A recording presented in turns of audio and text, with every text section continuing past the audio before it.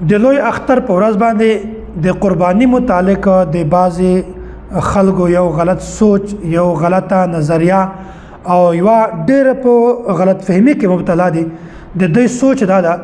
چې اول د قرباني په ورځ باندې د لوی اختر په ورځ باندې اول قرباني ده بیا لمونځ نه دا غلطه نظریه ده غلط سوچ ده د الله رسول مونږ د دې خبرې نه منې کړیو حضرت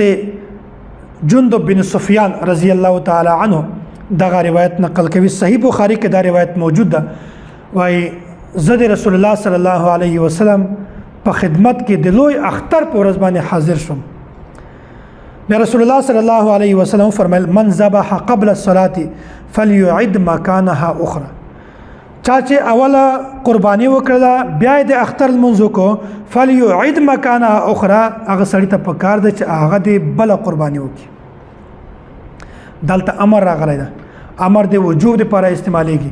کوم خلک چې دغه سوچ لري چې قرباني واجب نه ده هغه دغه روایت ته وګوري چې الله رسول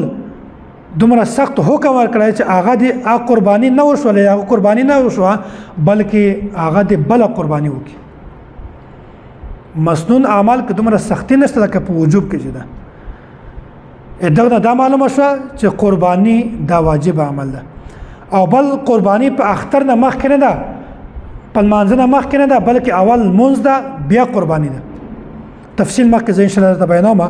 بیا رسول الله صلی الله علیه وسلم فرمایلی دي من لم یذبح فلیذبح او چا چې اختر په لمانځه نه مخکې قرباني نه وي کړې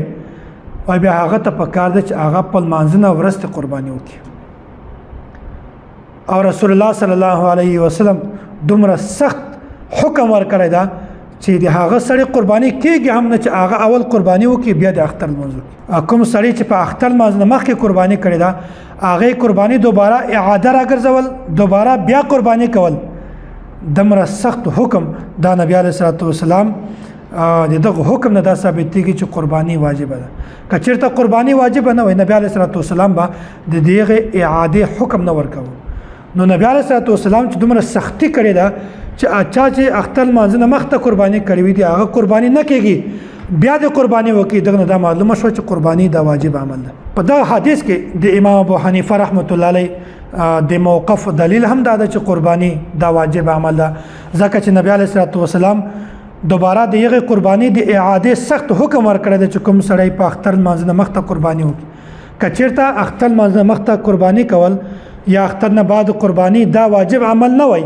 نو نبی علیه الصلاة والسلام به کله هم د اعادې حکم نه ورکاوه نو قرباني واجب ده دغه وجه نبی علیه الصلاة والسلام د هغې قرباني دوباره کولو حکم ورکړی ده که چېرته قرباني واجب عمل نه وای نو نبی علیه الصلاة والسلام به کله هم حکم نه ورکاوه دا معلومه شوه چې قرباني دا یو واجب عمل ده بعضې هغه خلک چې د هغو سوچ نظریه دا ده چې قرباني سنت ته نه هغه د خپل سوچ خپل ځان ته کېدي او دومه خبره ده چې کوم کسان اختر لمانځه نه مخته قرباني کوي هغو ته پکار ده چې هغه دا عمل نه دی بالکل ځان بچ کړي داسې کار نه دی ځان بچ کړي هغه د اختر لمانځه نه بعد قرباني کوي که مخته د قرباني وکړله قرباني دې هم وکړله خو ثواب نه درته میلاویږي اتانه وجوب نه ساقطېږي بلکې بله قرباني به کوي ولې هسې ځان ته تکلیف ورکوي ها یو مسله بله ده هغه علاقه چې هغه دیهات وي په هغه کې د شهر وال شرایط موجود نه وي په هغه کې د اختر لمونځ نه کېږي د جمعې لمونځ نه کېږي چې کومه آبادي ورته وایي هغه شرایط نه وي پکې غټ کلی نه وي هغه که چېرته بیا اختر لمانځ نه مخته هم قرباني وکړي بیا هم صحیح ده ځکه چې د هغو په علاقه کې د اختر لمونځ شته نه چې د اختر لمونځ نشته هغه بیا سحر چې کله سترګه راوخیږي بیا اشراق نه بعد هغه قرباني کولی شي خو نن سبا عموما ډېرې زیاته علاقې داسې چې په هغه کې دغه پیغام د مونږ ول رسېږي نیټ موجود وي عموما هغه علاقې د شهر او د آبادۍ والي دي نو کومه علاقه کې چې د جمعې لمونځ کېږي د اختر لمونځ کېږي په هغې باندې د شهر حکم لګېږي نو په هغه کې په اختر لمانځه نه پسته وروسته قرباني کول ضروری دي که چېرته چا مخته قرباني وکړه اول قرباني وکړه بیا یې لمونځ وکړو د داسې سړي قرباني کله هم نه قبلېږي